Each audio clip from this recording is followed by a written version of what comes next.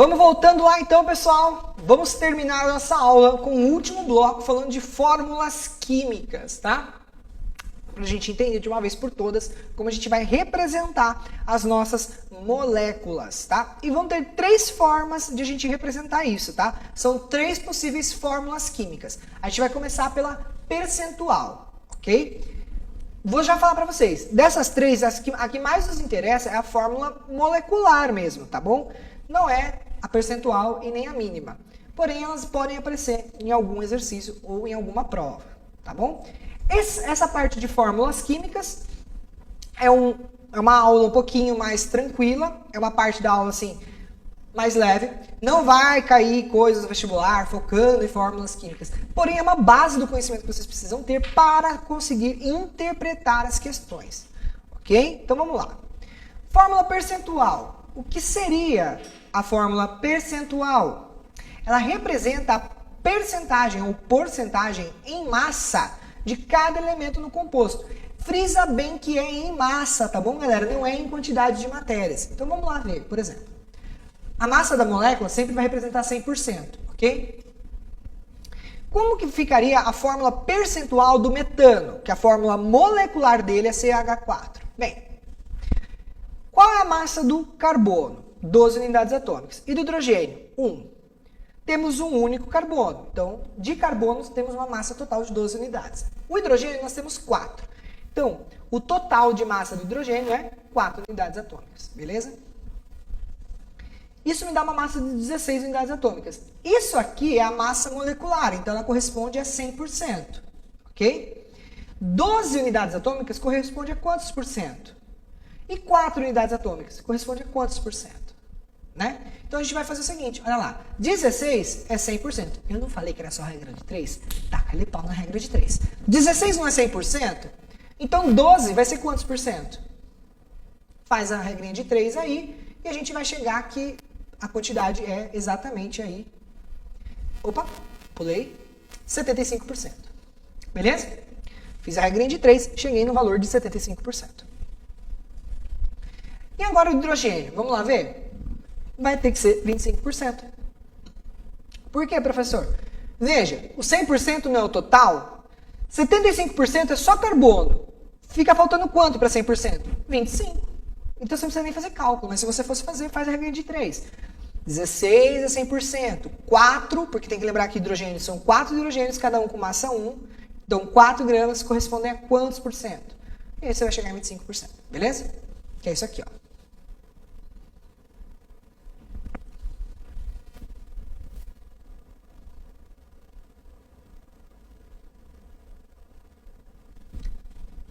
Entendeu? Fácil, né? Olha lá. Então, se a gente for representar essa fórmula percentual, a gente vai dizer o seguinte, ó, são 75% de carbono para 25% de hidrogênio. A gente representa desse jeito, com as porcentagens ou percentagens aqui embaixo, beleza? Então, outra fórmula, né, para se expressar o CH4 é C75%, H25%. Vocês já viram isso alguma vez? Provavelmente não. Ou poucos que viram, tá? Porque é muito pouco utilizado isso. Pode ser sim utilizado, mas quase nunca. Temos outro tipo de fórmula química, que é a fórmula mínima ou dita empírica, beleza? Que é uma fórmula que vai dar os menores valores, né, inteiros de cada componente daquela molécula. Olha lá. Indica a proporção de cada elemento no composto, através dos menores valores inteiros em mol possíveis. Em mol porque em quantidade de matéria, tá? Não é mais em massa como era a porcentagem que era em massa. Percebem? Então, devemos encontrar a quantidade de matéria de cada elemento. Primeiro, tomar cada porcentagem como massa. Então, eu parto da fórmula porcentagem em massa. Dividir cada massa pela respectiva massa atômica. Dividir cada massa pelo menor resultado obtido e, se necessário, multiplicar por valor adequado. Vamos fazendo por partes? Então, olha lá. Determine a fórmula mínima do N 35%, H 5%, O 60%. Se porcentagem ser maior do que devia. Então, tomar cada porcentagem como se fosse uma massa. Então, como se eu falasse que eu tenho, olha, 35 gramas de nitrogênio, tenho 5 gramas de hidrogênio e 60 gramas de oxigênio. Né? Beleza. Eu divido cada uma dessas massas pela respectiva massa atômica.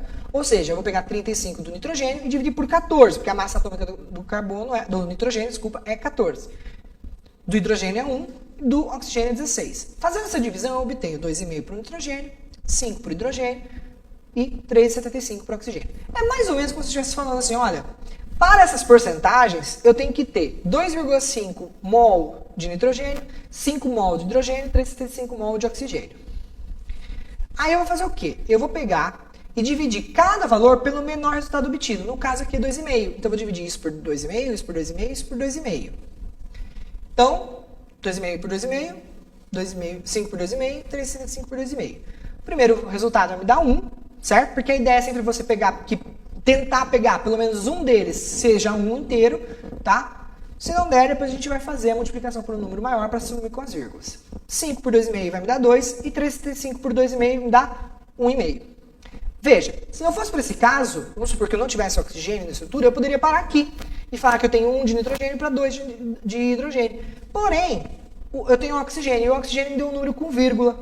Como na fórmula mínima eu tenho que representar números com números inteiros, eu tenho que multiplicar agora, né, se necessário, multiplicar por um valor adequado para eu chegar no número inteiro. Então, como que eu faço para chegar no número inteiro aqui? Bem, 1,5 eu posso multiplicar pelo menor número possível que eu posso multiplicar para ficar inteiro. Seria por 2, né?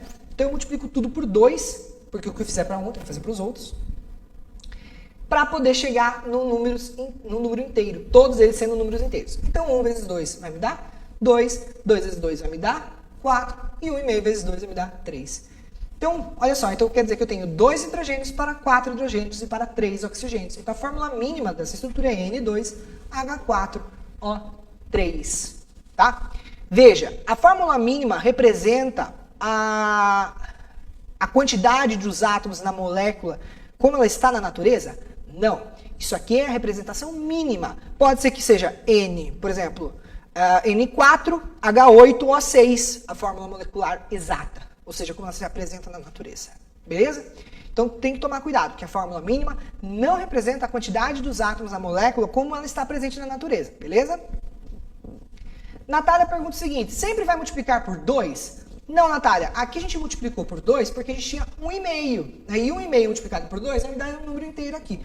Pode ser que se você multiplicar por 2, não dê exato para outros aqui, sei lá. Vamos supor que você tenha 2 números e os 2, certo, sejam com vírgula. E aí, de repente, o melhor cara para você conseguir chegar num número inteiro seja o 3, beleza? Então tem que tomar cuidado. Se eu multiplicar por qual número que eu vou conseguir chegar aqui com o número inteiro? Você tem que pensar nisso. Então vamos lá. Essa é a fórmula mínima.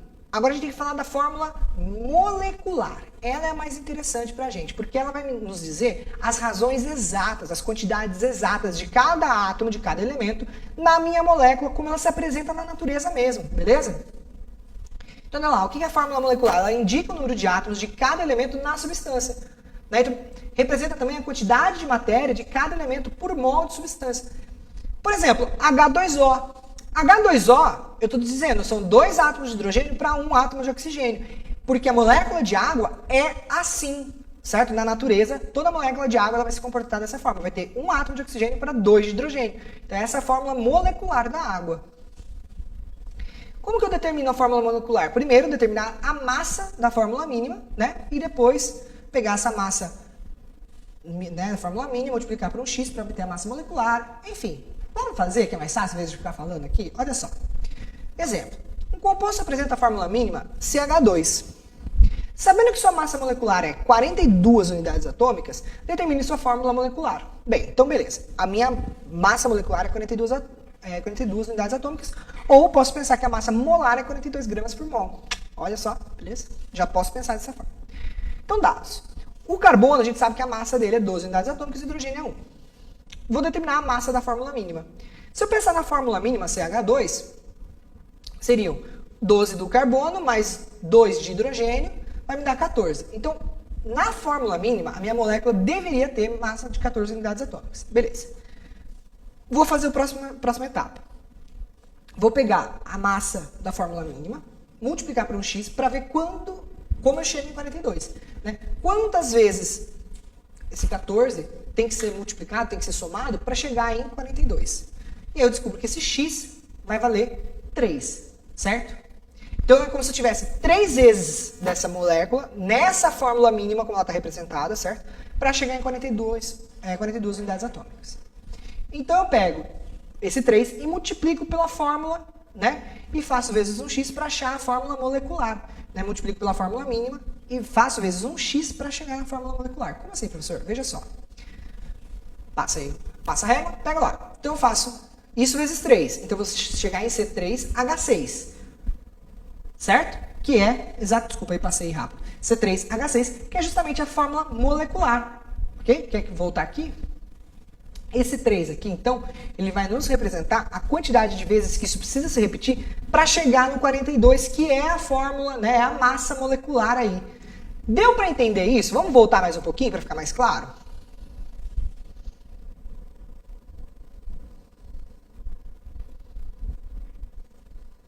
Cadê? Opa, dei zoom sem querer. Então, aqui são as etapas. Eu vou determinar a massa da fórmula mínima. Segunda etapa, pegar a massa da fórmula mínima, multiplicar por um x que eu não sei, para encontrar a massa molecular, ou seja, a massa molecular real. Ok? Essa é a massa molecular da fórmula mínima. Devo multiplicar por um x, que eu não sei qual é, para achar a massa molecular real, que eu sei qual é. Vou pegar a fórmula mínima, multiplicar pelo x que eu encontrei lá em cima, para encontrar a fórmula molecular real, certo? Então, vamos passo a passo. Nesse exemplo, nós temos aqui o CH2 como fórmula mínima. Mas a gente sabe que a massa molecular desse composto, que tem fórmula mínima CH2, tem 42 unidades atômicas. Então, qual que é a fórmula molecular desse composto real aí? Bem, partindo para os dados. Temos 12 unidades atômicas para o carbono e uma para o hidrogênio. Primeira etapa, determinar a massa da fórmula mínima. Ok. Determinando a massa da fórmula química. A fórmula química é composta por um átomo de carbono, então me dá 12 unidades atômicas. E é composto por 2 átomos de hidrogênio, então me dando 2 unidades atômicas, que dá um total de 14 unidades atômicas. Beleza. Essa é a massa da fórmula mínima. Agora, segunda etapa, pegar a massa da fórmula mínima, multiplicar por um x, que eu não sei qual é, para encontrar a massa molecular real. Então, fazendo isso, eu chego em 14 vezes o x, que tem que dar 42, porque 42 é a massa, né, molecular real, aquela que eu já conheço. Esse x, então, é o 3, né, porque 3 vezes 14 vai me dar 42. Beleza, já encontrei, é o 3. Terceiro ponto. Pego a fórmula mínima, multiplico por esse 3, multiplico por esse x que eu acabei de encontrar, para encontrar a fórmula molecular. Então, olha só, a fórmula mínima é o quê? CH2. Então, pego o C, multiplico por 3 e o 2 multiplico por 3 também, certo? Então, todos esses índices aqui eu vou multiplicar por 3. 1 vezes 3 vai me dar 3, 2 vezes 3 vai me dar 6, certo? O 42, ele veio do nosso enunciado, olha só, Giovana. Isso aqui é um exemplo de exercício que pode aparecer para vocês, tá? Olha lá aqui no enunciado, ele está mostrando para você, ó, a massa molecular é 42, tá vendo? Ele está falando que a massa do composto é 42, só que o composto está sendo representado com uma fórmula mínima, agora ele quer que você encontre a fórmula molecular, beleza? Porque a gente sabe que a fórmula mínima não é a fórmula real, não é como a molécula se apresenta na natureza. Ela vai se apresentar na natureza, aqui ó, vamos ver. Deixa eu passar as etapas. Ela vai se apresentar na natureza como C3H6. Beleza? Essa é a molécula real na natureza. Ok? Pessoal, por hoje é isso. Gostaria de saber se vocês têm alguma dúvida, para aproveitar já colocar aí no chat qualquer dúvida que vocês tenham. Né? Nós temos 10 minutinhos, então aproveitem se tiverem dúvidas. Ok? Dicas que eu dou para agora essa frente que nós estamos entrando, né, que é a frente B, que é uma parte de fisicoquímica. Dicas que eu dou. Façam muitos exercícios. Muitos. Eu já venho falando sempre, se você quer né, se você quer estudar, se quer aprender mais química, não tem como, é fazendo exercício. Mas a parte de cálculo, mais ainda, né? pega o jeito que você estuda matemática e estuda agora essa frente, certo? Fazendo muito exercício. Eu falo que química tem duas formas de você estudar. Depende de qual conteúdo você está estudando. Se você está estudando a frente A e a frente C, que é a química geral e a química orgânica, você pode estudar como você estuda biologia, certo? Fazendo mapinha mental, fazendo, né, podendo fazer resumos, coisas desse tipo, porque é tudo mais contextualizado, mais teórico. Agora, na frente B, que é muito cálculo, você vai estudar ela do jeito que você estuda física e matemática, fazendo exercício, exercício, exercício. Beleza? Natália está me perguntando como que eu descobri que o x era 3. Eu descobri que o x era 3 por causa disso daqui. Olha só, Natália. Eu sei que a massa da fórmula, a massa molecular usando a fórmula mínima é 14, certo? Mas a massa real é 42. Então, quantas vezes eu preciso desse 14 para chegar em 42? 3 vezes. Certo? Eu preciso de 3 vezes o 14 para chegar em 42. Então, quer dizer, eu preciso que essa fórmula se repita 3 vezes. Então, quer dizer, precisa ser C3H6. Certo? Para ser a fórmula molecular correta. Ah, professor, mas se eu fizer isso e obter tipo um número 1,5, vamos supor que eu obtesse aqui, em vez de 3, sei lá, obtesse 2,5. Aí vai ficar C2,5 H5. Não, aí você faz aquele processo, né? Multiplica por um número, arredonda para cima, né? Não arredonda, né? Mas tipo, multiplica por um número para chegar nele número inteiro. Vamos supor que fosse 2,5. Então fica C2,5 H5, né? Porque 2 vezes 2,5 vai dar 5. O 2,5 eu vou precisar multiplicar por que número para chegar no número inteiro, né? E lembra, tem que multiplicar por um número inteiro também, né? Para que o 5 também se mantenha inteiro. Porque senão você vai pegar esse 5, vai multiplicar por um número com vírgula e ele vai chegar a ser um número com vírgula de novo, tá bom? Então, 2,5 vezes 2 vai me dar um número inteiro, né? Então vai ficar C5H10, por exemplo, ok? Porque você multiplica os 2 por 2, ok? Então, se você chegar num número que o x aqui, ele não é um número inteiro, o que não vai acontecer, tá bom? Mas eu só estou dando um acaso. Provavelmente não vai acontecer. Por que não vai acontecer, galera? Não vai acontecer porque quando você está desenhando uma estrutura de fórmula mínima, você já está pensando nos valores inteiros aqui, tá? Então você pegou o C3H6 e olha só, 3 e 6, os dois, eles são múltiplos, eles estão na mesma tabuada. Então você dividiu o quê? Dividiu tudo por 3. Ficou C1H2. E chegou na fórmula mínima, percebe? Daqui para cá, como é que você faz? Se eu tenho a fórmula molecular e quero chegar na fórmula mínima, é só pegar e dividir pelo o máximo divisor comum, né? Tipo, fazer o MMC do negócio. Né? A gente sabe que aqui nós temos o 3 e o 6, os dois estão na mesma tabuada, os dois estão na mesma família, né, digamos assim, e se eu dividir 3 por 3 dá 1, 6 por 3 dá 2. Então aí eu chego na fórmula mínima que é CH2. Entenderam? Então você nunca vai encontrar esse X como sendo um número quebrado, tá bom? Mas se caso acontecer, vocês já sabem o que fazer, beleza? Não vai acontecer. A não ser que deem alguma merda na fórmula mínima aí. O H6, Giovana, olha só. Se eu multiplicar essa fórmula toda por 3, eu tenho que multiplicar tanto o índice do carbono quanto o índice do hidrogênio por 3, certo? Porque eu tenho que manter a proporção deles. A proporção é o quê? 2 átomos de hidrogênio para cada 1 átomo de carbono. A fórmula mínima está me dando isso. Então, se agora eu vou multiplicar tudo por 3, eu tenho que manter essa proporção. Multiplicar 3 átomos de carbono, 3 por 1, que me dá 3, 3 por 2 vai me dar 6, certo? Geometria molecular? Vamos, Raquel. Vamos ver sim. Próximo livro, se eu não me engano, já entra com geometria molecular. Beleza? Tá, joia? Giovana, deu para tirar a dúvida aí do que você falou porquê do H6?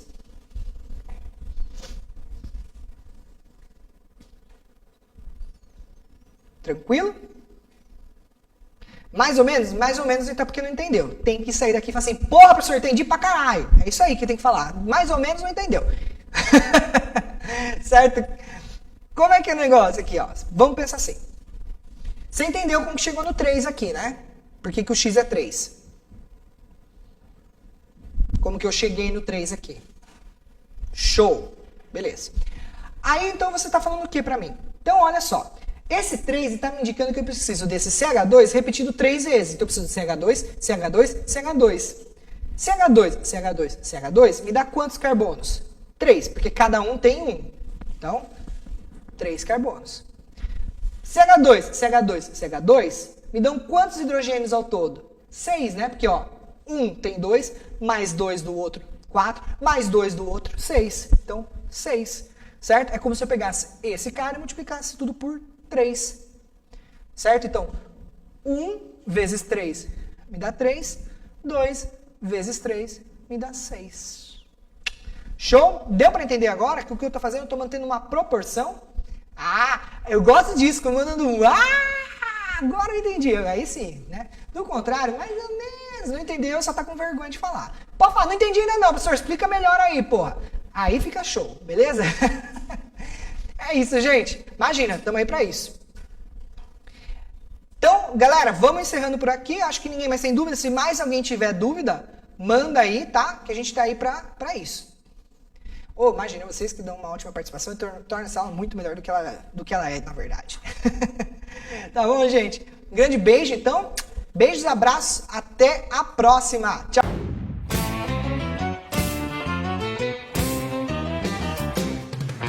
No Pesqueiro 3T, você encontra pratos deliciosos aliados a um ambiente muito agradável e descontraído.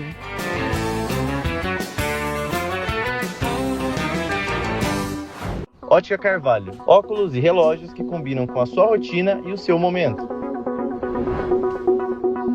Nos siga nas nossas redes sociais, @Ótica Carvalho no Instagram e facebook.com/óticacarvalho.oficial.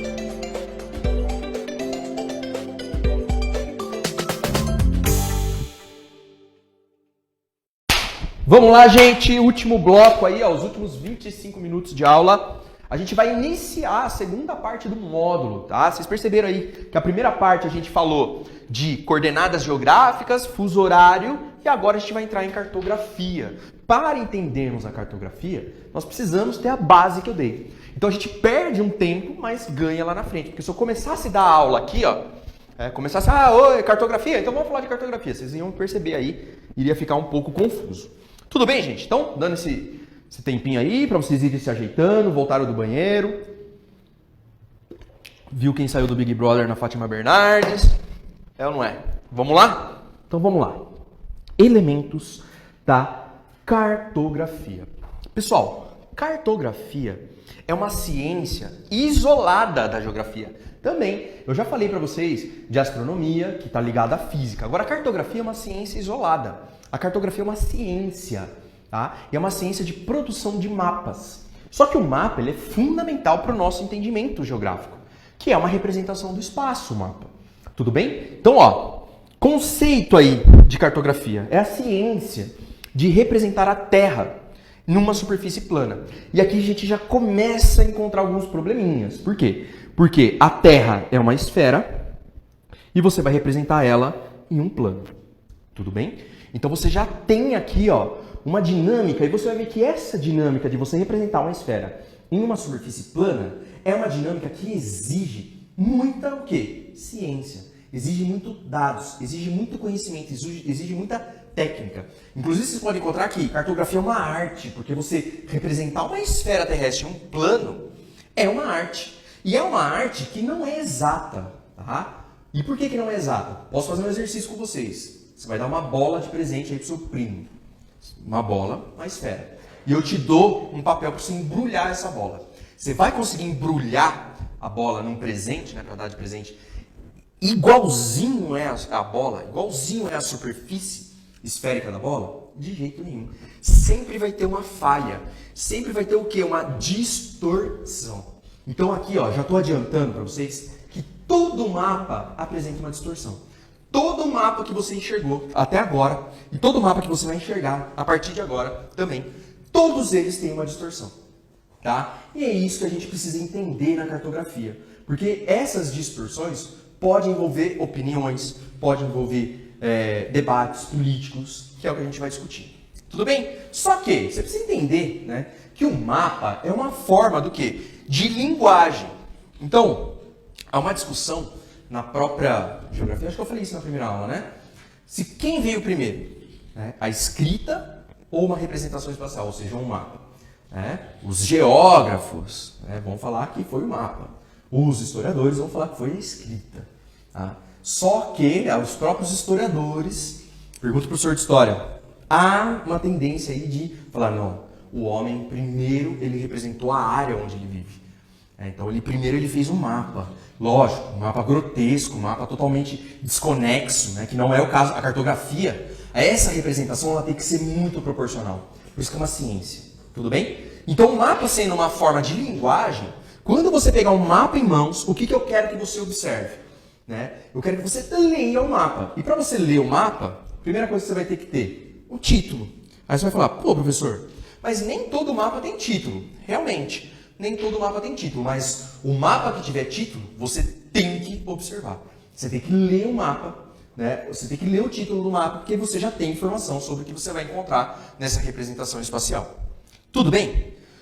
Todo mapa vai ter que ter o quê? Uma orientação. E orientação em relação à rosa dos ventos. Olha aí, ó. Norte, sul, leste, oeste. Lógico, tá, gente?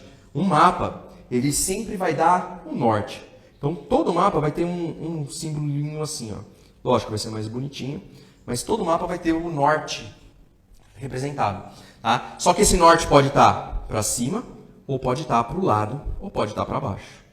Ah, Leandro, mas não está errado? Não. A Terra é uma bola vagar pelo espaço. Então, a forma de você representar o norte, independe. Você tem que ter a sensibilidade que se o norte está para baixo, o sul está para cima, o leste está à esquerda e o oeste está à direita. Você tem que ter essa sensibilidade, mas errado não está. Já foi questão de prova, tá, gente? O cara jogou um mapa de ponta cabeça e falou que o mapa estava errado e você tinha que justificar se estava certo ou não. Era mais ou menos nesse sentido que era a pergunta, tá? E tá certo. Não tem lógica, né, você falar que está errado só porque está de ponta cabeça, né? Porque o referencial nosso, ele é político, que é o que a gente vai discutir, né, mais para frente. Todo mapa vai ter legenda? Alguns mapas vão ter legenda, certo? Né? Alguns mapas vão ter cores. E essa legenda pode ser símbolo, bolinha, quadradinho, pode ser aviãozinho, para representar, por exemplo, viagens aéreas do mundo. Aí vai ter um aviãozinho lá. É uma legenda. Tudo bem? Cores, certo? Todos os mapas aí que a gente viu anterior tinha cores, que ajuda a gente a ler o mapa. E aí, né, esses dois últimos tópicos, eles são tão importantes, que eles vão virar um tópico exclusivo, tá? O primeiro tópico aqui é escala, já adianto. A escala é você colocar a medida do real representada proporcionalmente exata no plano, tudo bem? Isso é uma arte, percebe? Isso é uma técnica e isso é o que a cartografia estuda. E, por fim, todo mapa vai ter uma projeção. E aí, a projeção a gente abre, tá? Para falar o que é projeção. Mas antes de falar de projeção, olha aqui, ó, o exemplo que vocês têm na apostila. Tá? O cara ensina você a ler um mapa, beleza? Título, legenda, cores. Olha a rosa dos ventos aqui, orientação, tá? Só que para nós aqui, ó, vamos adiantar, tá? Projeção cartográfica. Lembra que eu falei que todo mapa apresenta uma distorção? Todo mapa vai apresentar uma distorção, certo? Então, para que serve a projeção? A projeção é uma técnica cartográfica que todo mapa vai ter uma projeção. E essa técnica envolve o quê? Você controlar as distorções. Você querer saber aonde você não quer distorcer ou onde você quer distorcer propositalmente. Tá? Então, a projeção são medidas que corrigem, tá, as distorções. Ou seja, são distorções controladas, pois todo mapa apresenta distorção. Certo? E nós temos basicamente, três tipos, que são os mais comuns cair em vestibular. 3 tipos de projeções, ou seja, 3 maneiras de você controlar a representação. E que envolve o quê? Envolve a esfera terrestre. Então você vai pegar uma área que tem menor distorção, outra projeção vai pegar uma outra área e outra projeção outra área, certo? Então vamos lá, primeira projeção aqui, ó, os tipos de projeções. É o que vai determinar, no caso, grau de distorção, devido ao ponto de tangência. E em ponto de tangência, em relação ao quê? Em relação ao tipo de projeção. A primeira projeção é a projeção cilíndrica. Perceba, envolve a esfera terrestre dentro de um cilindro. E o ponto de tangência é onde o cilindro encosta na esfera terrestre. Você olhando aqui esse globo terrestre, você sabe que o cilindro está encostando aonde? Próximo ao Equador. Não consegue observar isso? Então nessa região aqui, ó, vou até rabiscar aqui para vocês, ó. Nessa região aqui, ó, próxima ao Equador, você vai ter o quê? O ponto de tangência. Você vai ter áreas com menos distorções. E distorções em que sentidos? Na forma, no tamanho do real. Tudo bem? Então é isso aqui, ó, cilíndrica. Grau de distorção maior em direção aos polos, em direção às áreas de médias e altas latitudes. Por quê? Porque o Equador é grau 0 de latitude. Então é baixa latitude. Próximo ao Equador, baixa latitude. O Equador tem grau 0 de latitude. Beleza? Então é ideal para representar o Equador. Por quê? Porque não vai distorcer essa área. Tudo bem? E aqui tem um mapinha aqui, ó, de uma projeção cilíndrica, que é o que nós utilizamos para representar o mapa mundi. Todo mapa mundi que nós conhecemos e que nós vimos até agora são mapas de projeções cilíndricas. Tudo bem? E aqui, ó, coloquei, né, os ângulos entre meridianos são constantes, tá? E formam 90 graus em relação ao paralelo, certo? Que é esse esqueminha aqui. Isso aqui é técnica, tá? É técnica cartográfica, né? Envolve aí também geometria, tudo bem? Mas é isso aqui, beleza? Olha aqui, ó. Olha uma imagenzinha, eu encontrei na internet isso daqui. Dá uma olhada nessa imagem. Olha como que é a esfera, isso aqui é o real. E olha como que é colocado numa projeção plana. Conforme você vai chegando na cabeça do indivíduo aí, ó, vai distorcendo. Consegue perceber, gente? Acho que fica, com esse meme aí, né? Acho que fica mais fácil, né? O entendimento. Por quê? Porque todo mapa representa uma distorção, tá? Você já viu um indivíduo assim na rua? De jeito nenhum, né? De jeito nenhum. Então é assim que ele é representado aqui numa projeção plana. Certo? Só um exercíciozinho aí só para vocês entenderem. E aqui eu abro uma observação. A observação número 1 é o quê? Que todo mapa carrega uma visão política. Olha aí, ó, temática aí da aula passada. Todo mapa carrega o quê? Uma ideologia. Todo mapa carrega uma opinião. Aí você vai falar, mas como assim, Leandro? Por que o mapa carrega uma opinião? O mapa é uma forma de linguagem. O texto é uma forma de linguagem. Se eu colocar uma opinião num texto, você vai ver a escrita ali pelo texto. Agora, num mapa, também. Você consegue identificar, que é nosso exercício aqui, a intenção política ali, se você souber ler ele bem exatamente como é o que a gente vai fazer. Por exemplo, dentro da projeção cilíndrica, tá? Nós temos o mapa de Mercator, que é o mapa, que é a base do mapa mundi nosso. É o mapa de Mercator. Mercator, ele elaborou o mapa mundi, a representação do mundo, no período das grandes navegações, século XVI. Nem o professor Márcio era nascido ainda, gente. Nem o professor Márcio. Eu acho que o Márcio era pequenininho, tava ali nas caravelas ali. E o mapa de Mercator é um mapa dentro de uma projeção geométrica da lógica de cilíndrica. É uma projeção conforme. Guarda essa palavra aí, ó, conforme. Por quê? O mapa de Mercator, ele preserva as formas. E forma do que, Leandro? A forma do continente. A forma, né, das áreas continentais, ele preserva. Tudo bem? Porém, ele distorce as áreas. E o mapa de Mercator foi utilizado para colocar o que no centro do mundo? A Europa. A Europa no centro do mundo. Então, o mapa de Mercator é um mapa eurocêntrico. Olha o mapa de Mercator aqui. Perceba. Aqui, ó. Todo mapa apresenta uma distorção. Aqui, qual é a distorção? É o tamanho. Tá? É o tamanho. Olha a Groenlândia, gente. A Groenlândia, aqui, ó. Groenlândia não é de longe desse tamanho. Aqui nessa representação, a Groenlândia está do tamanho da América do Sul, é impossível. A Groenlândia é do tamanho da Península Arábica. Ela é desse tamanho aqui, ó. Tá? O tamanho real da Groenlândia é esse daqui. Só que você vai falar, mas por que está tão distorcida? Porque elevadas latitudes. Quanto mais distante do Equador, maior é a distorção. E qual que é a distorção de Mercator? O tamanho, tá? A Europa aqui, ó, a Europa está quase maior do que a América do Sul. Perceba? A Europa é um pouquinho maior que o Brasil, gente. E a Europa está no centro da análise, porque o que envolve a Europa é periferia. Né? O centro da análise aqui é o continente europeu. Por isso que recebe essa nomenclatura de eurocêntrico. Certo? Esse é o mapa de Mercator. Contrapondo a essa visão eurocêntrica, no século XX, década de 70, Guerra Fria.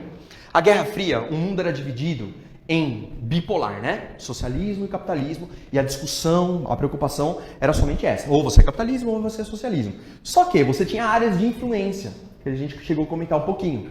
O que são áreas de influência? É aquela área que não está no centro do debate. Ela não é Europa Ocidental e não é o leste europeu. Ou seja, não está no centro ali do debate de OTAN.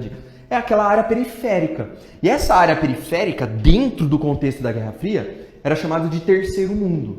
Porque o primeiro mundo era o capitalismo, segundo mundo o socialismo, que eram os mais importantes, que envolviam um debate geopolítico, que a gente discutiu na aula anterior.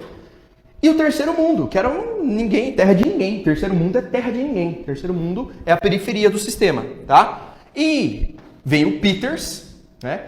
E elabora um mapa para chamar a atenção para essa galera, para chamar a atenção do terceiro mundo.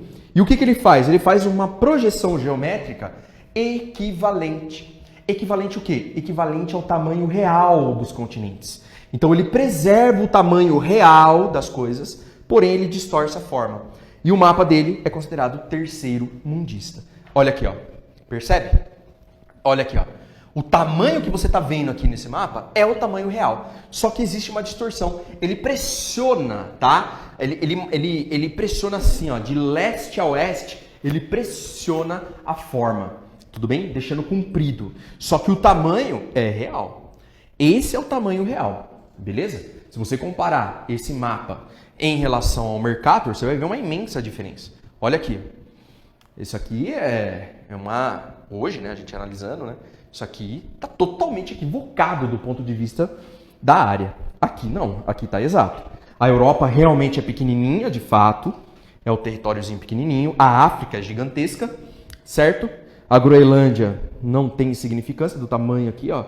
Que eu falei para vocês, ó. Península Arábica e Groenlândia, mesmo tamanho. Certo? E o Brasil é um pouquinho a coisa menor que o continente europeu. Tudo bem, gente? Tranquilo? Essa é a visão política aí que você pode encontrar no mapa e que você pode aí encontrar nos exercícios. Tá? Você precisa saber que o Mercator é a nossa base, certo? É a nossa base do mundo, porque foi feito lá nas grandes navegações, só que tem um equívoco fundamental que vocês precisam saber, que é o tamanho equivocado. E aí tem outras projeções, tá, gente? Essas projeções, elas existem dentro da lógica cilíndrica, só que elas tendem a fazer o quê? A reduzir o máximo de distorção para representar. E, por exemplo, essa projeção de Molefield aí, ó, essa projeção de Molefield é a projeção de mapa mundi sendo produzida atualmente. Não é mais a de Mercator. Mercator é a base, tá? Só que a projeção de Molefield, as distorções ficam bem nos extremos, tudo bem? Só que ele tenta, né, representar. Ele consegue representar exatamente de jeito nenhum. Aqui, ó, por exemplo, você vai ter grandes distorções nos extremos, tá? Só que você percebe aqui uma força grande para representar do jeito que é mesmo, beleza? Então essa é a projeção cada vez mais utilizada para representar o mapa mundi. E essa daqui tenta ser a mais exata possível, porque na projeção ele retira os oceanos. Tá? Você percebe aí que ele recorta, tudo bem? Ele recorta os oceanos tentando retirar. Ó, deixa eu voltar aqui, ó. Ele recorta os oceanos, certo? Beleza? Só para vocês se familiarizarem, tem importância, tem grande relevância esses dois aí? Não. Agora o Mercator e o Peters, vocês precisam saber. Tudo bem, gente? E aí, ó, só para fechar, nós vamos falar da projeção cônica, que você envolve o planeta Terra dentro de um cone e olha o ponto de tangência. Eu vou fazer aqui, ó, ponto de tangência numa projeção cônica. Aonde que está o ponto de tangência? Em médias latitudes, certo? Como que ficaria um mapa numa representação cônica? Dessa forma, certo? Projeção cônica, gente, é ideal para representar as zonas temperadas, ou seja, onde estão os Estados Unidos, onde estão a Europa, onde está o Japão, certo? Só que aí eu pergunto, eles utilizam o mapa cônico para representar os seus países, para representar suas áreas? De jeito nenhum. Eles utilizam o mapa de Mercator, como eu falei para vocês. Por quê? Porque coloca os Estados Unidos muito maior do que realmente é, coloca a Europa no centro, coloca o Japão muito maior do que ele é. E aí, gente, aqui eu volto a falar para vocês o que eu falei no comecinho ali nas orientações. Por exemplo, a Austrália, esse paizinho aqui, ó, como que eles representam o mapa mundi no seu país? De ponta cabeça. Por quê? Porque representando o mapa mundi da Austrália de ponta cabeça, eles vão ficar no alto do lado esquerdo. Beleza? Eles vão colocar, né, a Austrália numa posição mais importante, podemos dizer assim. Não lá embaixo, lá do lado sudeste do mundo aí. Tudo bem, gente? Tá errado a forma que a Austrália representa? De jeito nenhum. Você percebe que envolve uma questão política, geopolítica, de importância, de poder? O ideal para representar os Estados Unidos, o ideal para representar a Europa, o ideal para representar o Japão é a projeção cônica. Só que eles não utilizam, certo? Por que projeção cônica? Porque é onde eles estão, ó. Você vai ter menos distorção. Vai representar do jeito que realmente é, mas eles não utilizam. Eles utilizam um mapa cilíndrico, porque conforme a distância do Equador, maior é a distorção. E por fim, gente, para a gente fechar a nossa aula, nós temos a projeção azimutal, ou plana ou tangencial, que é quando você tem apenas um ponto de tangência. É quando você pega um plano, né? Por isso que recebe esse nome. Quando você pega um plano, uma folha, e só dá um pinguinho na superfície da Terra para representar. Demarca um ponto só na superfície. É usada tipicamente para representar quem? Os polos. Os polos, certo? E essa projeção do ponto de vista geométrico é uma projeção equidistante, tá? A gente falou da projeção conforme, cilíndrica, equivalente cilíndrica, e a equidistante, que é uma projeção plana, certo? Por quê? Porque preserva as distâncias entre dois pontos, entre duas áreas. Beleza? Então recebe aqui, ó, né, um pontinho, certo? E representa bem o quê? As distâncias. E aí, gente, a gente encerra a aula falando da ONU. Tudo bem? A ONU tem um símbolo. E você sabe em que contexto a ONU foi criada. A ONU foi criada logo após a Segunda Guerra Mundial. E logo após a Segunda Guerra Mundial já estava configurando o quê? Um mundo bipolar. Duas superpotências, que foram as principais ganhadoras da guerra. De um lado, Estados Unidos, do outro, a União Soviética. Então essa projeção, aqui, ó, o símbolo dela, coloca aqui, ó, Estados Unidos e Rússia, no caso a União Soviética, uma do ladinho da outra aqui, ó, na mesma distância uma da outra, certo? Esse é o contexto, né? O símbolo da ONU é uma projeção azimutal, comum, caiu em vestibular, caiu no Enem mais de uma vez, certo? Cujo centro escolhido foi um ponto no Polo Norte, um local neutro, perceba aí, ó, bipolar, então a ONU precisa ser neutra, beleza?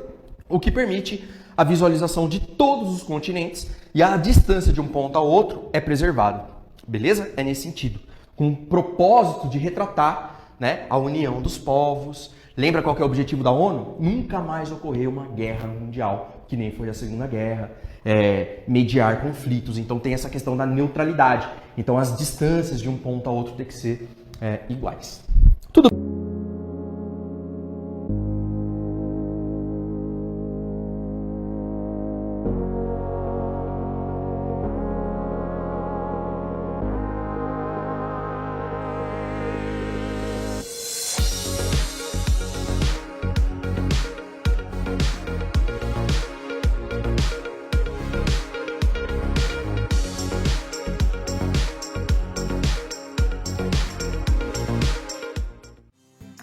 Já conhece o Clube Confiança? Um sistema de fidelidade de todas as unidades de postos de combustíveis e serviços da Rede Confiança em Indaiatuba. através de um pequeno cadastro em qualquer abastecimento ou consumo nas conveniências e serviços da Rede Confiança, acumule pontos e resgate em prêmios. Confiança no nome e no combustível também. Para saber mais, confira nossas redes sociais.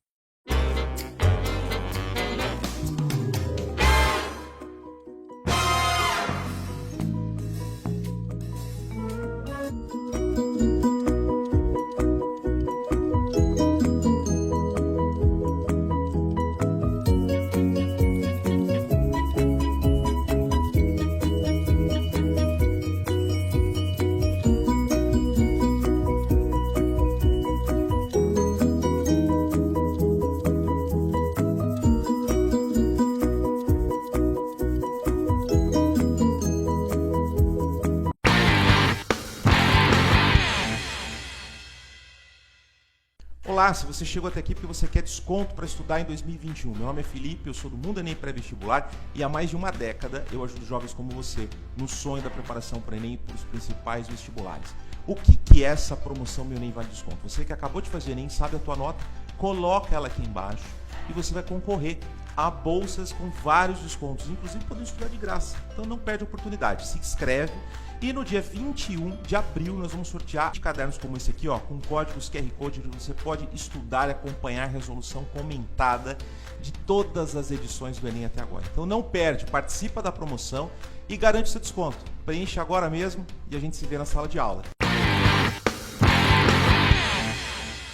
Quem são os representantes do reino protoctista? Então aí para vocês estão algumas imagens. A gente fala que os representantes desse reino protoctista são as algas, são os protozoários que estão aí ao lado e são os mixomicetos. Então, esses três grandes grupos ali representam um reino que a gente chama de reino protoctista, tá? A gente vai falar um pouquinho de cada característica de cada grupo dentro desse reino. Vou falar um pouquinho de algas, de protozoários que estão aqui ao lado e dos mixomicetos que estão esses no meio aí, no caso um representante de mixomiceto. E já vou adiantar para vocês que na verdade a gente fica mais nessa aula falando de algas e protozoários e muito mais ainda de protozoários quando as informações desse grupo, é muito importante para nós entendermos sobre as protozooses, que são as doenças causadas pelos protozoários, tá? Então essa aula tem uma parte de alga e uma parte muito maior, assim, uma observação muito maior do grupo de protozoários para a gente pensar mesmo nessas doenças e ver os ciclos das doenças, relacionados a esses protozoários aí, tá bom? Bom, quais são as características gerais desse reino protoctista? Que a gente pode sim chamar de protista, mas o mais correto é protoctista, tá? Todos eles, tanto alga, quanto protozoários, quanto mixomicetos, eles são todos eucariontes. Então eu saí, daquela questão da aula passada, que a gente falava muito sobre o monera, que são as bactérias, que são os procariontes, onde não tem o núcleo, não tem ali os organoides, internos, e aí a gente passa por um grupo, ou por um reino, melhor dizendo, que apresenta carioteca, apresenta núcleo na célula, esse DNA, o material genético, está lá dentro do núcleo. E mais do que isso, a gente vai ver uma célula ou seres ali que tem maior organização celular, tá certo? Então, aqui a gente começa com os eucariontes. E aí, eu quis colocar para vocês aqui, dentro dessas características gerais, um pouquinho da característica de cada grupo que representa esse reino protoctista, tá? Então as algas, a gente vai ver que elas são autotróficas, Então autotróficas porque elas conseguem então a partir disso realizar fotossíntese. Essas algas elas têm pigmentos, então a gente vai ver pigmentos mais comuns aí de clorofila, xantofila e caroteno. Então as algas não necessariamente todas têm que ser verdes, algumas delas têm a coloração amarronzada, outras avermelhadas, mais ligada ao caroteno. Por isso, essas cores diferentes de algas, tá? Nem todas têm que ser verde, porque nem todas têm só clorofila, tá bom? mas elas são fotossintetizantes todas elas, tá? E aí os protozoários, eles são heterotróficos, né? Então a gente não vai ver nenhum protozoário aquele que faz fotossíntese, todos eles não fazem fotossíntese, pelo contrário, tá? E aí um único momento que eu vou falar de Myxomiceto é agora, que o Myxomiceto ele era colocado antigamente no grupo dos fungos, no reino Fungi, mas ele foi recolocado no reino Protoctista por apresentar aparência muito parecida com a ameba, e a ameba é um protozoário, né? Então, por conta disso, ele foi recolocado com muita análise genética, comportamental, fisiológica, e aí eles recolocaram os Myxomicetos aí no reino Protoctista. Então, é uma coisa nova para nós, assim, né, da comunidade. Não vejo que é algo que possa ser pedido em vestibular sobre Myxomiceto. Tá? Não é a parte mais importante aí. Por isso que eu falei para vocês que a aula fica muito mais relacionada a algas e protozoários e um enfoque muito maior em protozoário, tá? Ok, quando a gente chega nesse tópico, então, vamos começar a falar um pouco especificamente já sobre algas, tá? Gente, algas, existem algas unicelulares e pluricelulares. E aí vai uma questão, né, uma ideia de que por que a alga então não está no reino das plantas, já que ela tem clorofila, ela tem pigmentos aí, é fotossintetizante, e aí podem, né, tá dentro de um grupo que alguns são pluricelulares, né? Mas acontece que, primeiro, não tem nenhuma planta que é unicelular, a gente vai ver depois, lá pra frente, que todas as plantas são pluricelulares, e mais do que isso, as plantas todas elas apresentam tecidos. O que quer dizer isso, né? São células com a mesma forma e a mesma função. As algas, mesmo aquelas pluricelulares, não apresentam tecido. Elas não vão ter células de mesma forma, mesma função, né, fazendo toda a parte fisiológica da alga ali. Elas podem sim ser aquelas grandes, né, algas macroscópicas, que a gente consegue visualizar a olho nu, mas mesmo assim não tem a presença de tecido. Por conta disso também, as algas elas não são colocadas no reino das plantas, porque então ela não possui tecido. Além de tudo, apresentar em algumas espécies a questão de ser unicelular, tá? Bom, as unicelulares, as algas unicelulares, elas têm várias algas, no caso, elas têm muita importância na natureza, mas uma delas é participar do fitoplâncton. Então, quando a gente fala de fitoplâncton marinho ou de água doce, muito mais marinho, são microalgas, né? Então algas unicelulares, microscópicas, que participam de toda a parte da cadeia alimentar e da produção de gás oxigênio, né? Apesar da sua biomassa ser muito pequena, eles são organismos microscópicos, mas eles são muito importantes para a produção de gás oxigênio, né, na atmosfera e também na água, tá? Além de tudo, participar da própria cadeia alimentar, servir de alimento para muitos organismos ali, tá? As pluricelulares, como eu falei para vocês, por mais que elas apresentam, né, por mais essa questão de apresentar várias células, por isso pluricelular, elas não então são formadas de tecido. Já que elas não são formadas de tecido, a gente vai falar que elas são formadas de talos, tá? Então eu não vou falar que a alga tem raiz, tem caule, tem folha, ela não apresenta essas estruturas. A gente chama de talo, tá certo? E aí, a parede celular, muito parecido com a parede celular de plantas no geral, né? Apresenta o polissacarídeo celulose, mas ela pode também, várias algas aí, apresentam a celulose, só que um aglomerado acima da celulose, né? De agar, ou de carragenina, ou de carbonato de cálcio. Isso vai depender da localização onde está essa alga. Se ela está num ambiente aquático mais de água doce ou se está em água salgada, tá? E isso tudo que encobre a parede celular, ela também vai ser utilizada. Então o agar, por exemplo, a gente usa muito em laboratório, né? A gente usa também essas impregnações, né, de agar e carragenina para fazer medicamentos, por exemplo. Então tudo isso tem a sua importância também, tá? Então é parede celular de celulose e um aglomerado aí, pode ser agar, carragenina ou carbonato de cálcio, especificamente se tiver em ambiente marinho carbonato de cálcio, ok? Gente, vamos dar uma olhada um pouquinho nos grupos dessas algas, né? Então as algas, elas têm um nome aí dentro da biologia, né? Tem uma classificação geral. O começo, que é o mais comum, a gente fala de clorofícias, porque quando a gente pensa em alga, logo vem alguma coisa verde na nossa cabeça, né? Então as clorofícias, elas são algas verdes, tá? Existem espécies de clorofícias, tanto unicelulares quanto pluricelulares. Eu coloquei aí para vocês 2 imagens de clorofícias pluricelulares. E lembre-se que não tem raiz, caule e folha, são talos, tá certo?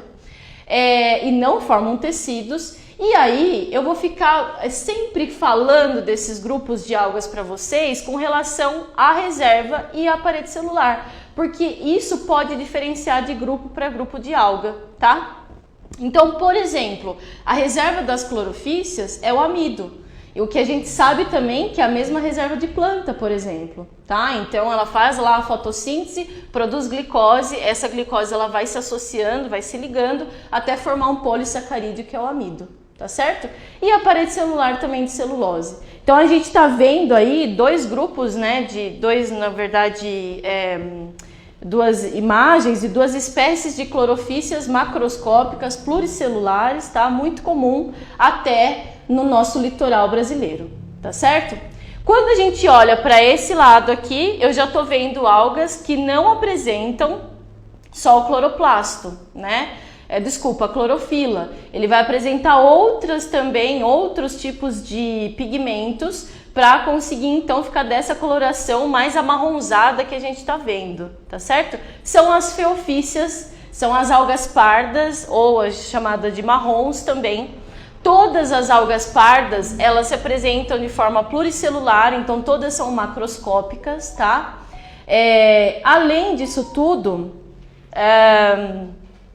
elas são aquelas que apresentam uma reserva de óleo. Então elas apresentam uma reserva oleosa, não é só o polissacarídeo, mas também apresentam a salaminarina, que seria um polímero da glicose, tá? Então elas têm essa questão. Se a gente pensar nessa questão da reserva de óleo, se eu olhar essa alga aqui, ó, do lado, que é o sargassum, que tá aqui, ó, que eu indiquei para vocês estão vendo umas bolinhas, né? Ah lá, a Jennifer falou que parecem até pérolas de algas, né? Na verdade, isso são estruturas onde está cheio de ar, né? E que essas algas, elas ficam sobre a água, assim, na flor d'água, né? Elas ficam, como que fala isso? Elas ficam em cima da água, né? Sobre a flor d'água, assim, melhor dizendo, tá? Porque ela tem ar ali recolhido nessas bolinhas que vocês estão vendo ali, tá certo? E aí a parede celular, elas apresentam celulose também, mas muitas delas têm esse carbonato de cálcio, porque a maior parte das feofícias, elas estão em ambiente marinho, né? E aí a maior aglomeração de carbonato de cálcio, tá certo? Se a gente for colocar aqui dentro do vestibular, né, a importância desses 2 grupos ali, as clorofícias são muito comuns e as feofícias também, pela diversidade e a riqueza desse número de algas, né, é muito mais comum a gente ver esses grupos na natureza, tá?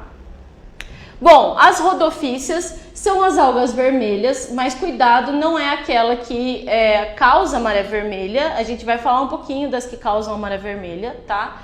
Mas as rodofícias, no geral, elas são algas que se apresentam também como espécies unicelulares e espécies de rodofícias aí que são pluricelulares. Apresentam a reserva de amido também, assim como as clorofícias, as verdes, tá? E aí, então, a parede celular de celulose com aglomeração ou acúmulo de agar e carragenina.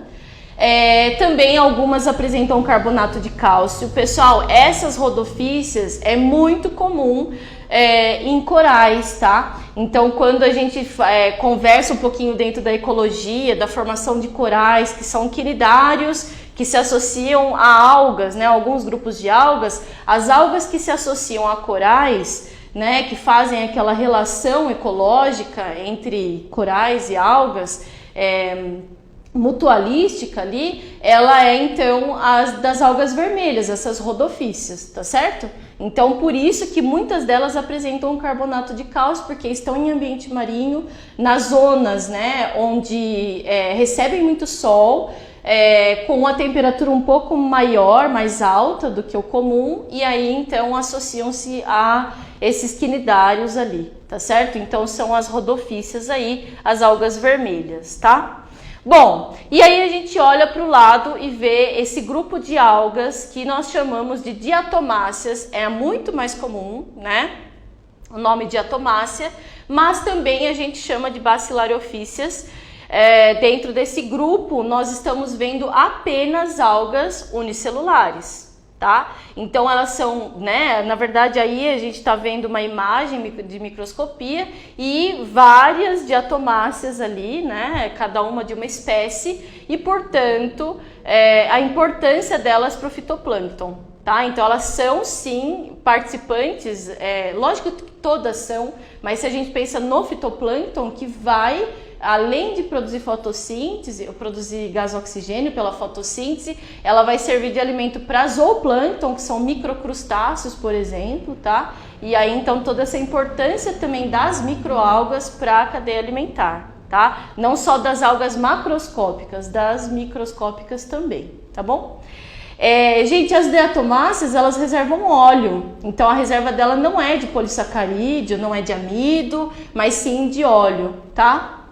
E a parede celular, ela é de sílica, então elas fazem frústulas ali, onde você está vendo que cada diatomácea de cada espécie, nessa imagem que eu coloquei para vocês, tem um formato diferente, né? Ela parecem desenhos mesmo na parede celular, por conta da sílica, tá? Então a importância delas também aí muito para o fitoplâncton, tá certo? E aí então a gente chega nas crisofícias, que são algas douradas, né? Todas unicelulares, veja essa imagem de microscopia, né? De microscópio óptico mesmo. E aí essas crisofícias, que são essas algas douradas, elas também apresentam sílica em cima da parede celular, né? De celulose, e elas reservam óleos e muitos polissacarídeos, tá? Já os euglenoides ou as euglenofícias, elas são também unicelulares. Veja que na imagem para vocês, acho que dá para entender que elas são algas unicelulares, né? Você está vendo até um flagelinho aí embaixo delas aqui, ó, onde eu posso circular para vocês. Pessoal, esse é o único grupo de alga, né, nessa classificação muito maluca talvez, que ela tá verdinha aí para vocês estão vendo clorofila, mas elas são heterotróficas facultativas, então dependendo da localização, onde elas estão, né, se elas estão numa área de água um pouco mais profunda ou que não está recebendo muita iluminação, elas conseguem se nutrir de matéria orgânica do meio e não necessariamente só fazer fotossíntese, né? Apesar dessa coloração que ela está apresentando, verde, ela tem também essa característica de ser heterotrófica facultativa. Então isso faz das euglenofícias ou euglenoides uma diferença entre as outras aí, chama uma luzinha aí para vocês para ficar lembrando disso, tá? A reserva é um isômero do amido, então a gente chama de paramilo, tá? Então dentre as células delas ali, na verdade da célula, desculpa porque é unicelular, ela reserva esse isômero do amido, tá certo? Algumas delas apresentam ocelos, a gente vai ver muito melhor assim depois, né? Mas seriam estruturas que captam luminosidade, né? Apresentam também uma porção dentro da célula, um aparato ali, né? Uma estrutura que a gente chama de vacúolo contrátil para controle da água que vai entrando e saindo da célula. Portanto, ela tem essa plasticidade, se entrar muito água, o vacúolo expulsa essa água para a célula não ficar túrgida e não estourar, né? Não lisar. Tá? Então ela fica controlando, no caso o vacúolo controla a entrada e saída de água de dentro dessa célula dos euglenoides, tá certo?